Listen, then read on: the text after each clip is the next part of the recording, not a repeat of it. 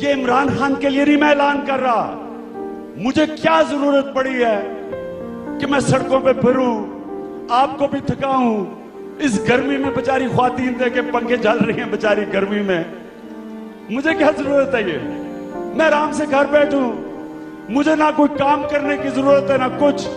اللہ نے اتنا دے دیا ہے کہ میں کچھ بھی نہ کروں تو بادشاہ کی زندگی گزار سکتا ہوں.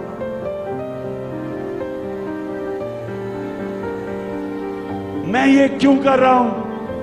یہ پاکستانیوں سن لو، یہ میں آپ کی ووٹ لینے کے لیے نہیں کر رہا، یہ میں کوئی پرائم منسٹر بننے کے لیے نہیں کر رہا.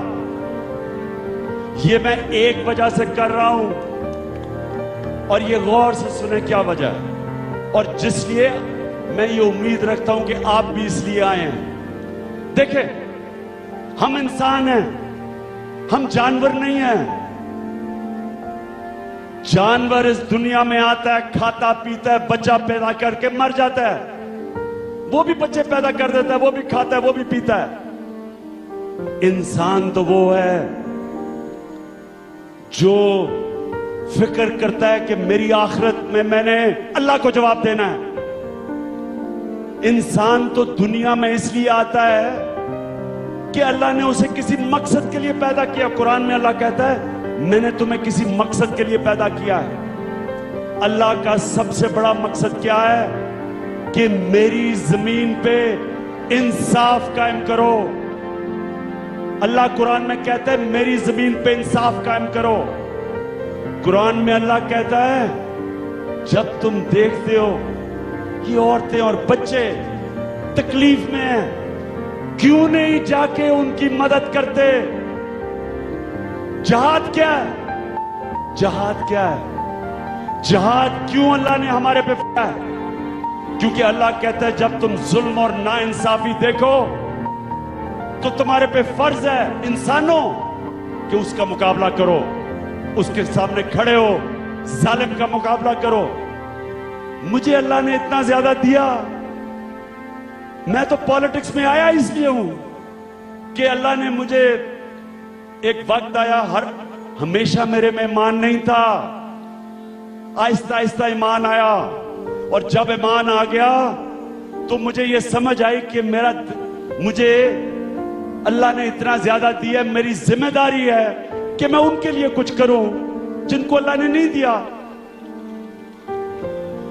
لہذا میں آج آپ سب کو بلایا اس گرمی میں، اور میں سارے وہ لوگ جو نہیں پہنچ سکے اور موٹر وے میں بھی پھنسے ہوئے ہیں، میں آپ سب کا بھی شکریہ بھی ادا کرتا ہوں اور آپ کو پیغام یہ دینا چاہتا ہوں کہ ہم پاکستانیوں، ہماری ذمہ داری ہے کہ وہ لوگ جو بیچارے 2 وقت کی روٹی نہیں کھا سکتے، وہ لوگ 45% پاکستان کے گھر جدھر بچے پیدا ہوتے ہیں، اور خواتین یہ سن لو 45% پاکستان کے بچے 5 سال کی عمر سے کم، ان کو خوراک نہ ملنے سے ان کا ذہن پوری طرح ڈیولپ نہیں ہوتا، دماغ نہیں ڈیولپ ہوتا.